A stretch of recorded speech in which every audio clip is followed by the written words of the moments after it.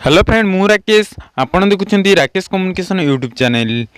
आज को ए वीडियो कहबी आपण मैंने जदि गैस व्यवहार करुँच गैस को नहीं आसुवा बड़ परिवर्तन से वीडियो को शेष पर्यंत देखा सह चैनल को मध्य सब्सक्राइब कर दिंतु जहाद्वारा मुझे जेकोसी वीडियो अपलोड कर देबी आपण मैंने सर्वप्रथम पाइपर।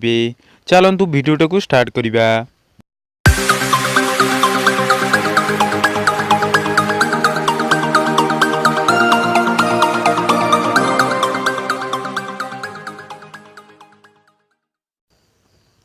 गैस को नहीं आसिला बड़ परिवर्तन।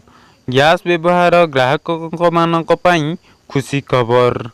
आसंता अगस्ट 1 तारिख रु गैस दर ह्रास पाई जहाँकि पूर्व अपेक्षा 200 टंका ह्रास पाई जहाँ आगरू 750 टंका थिला बेले वर्तमान 550 टंका को ह्रास पाई।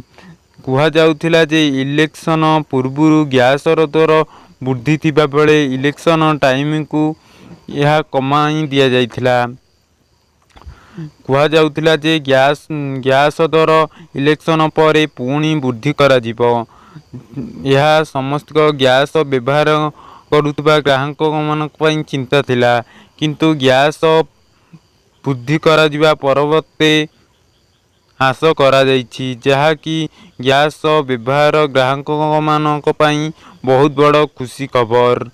आपण माने जदि गैस व्यवहार करुछंती तेबे आपण मानक पई मध्य गैस खुशी खबर।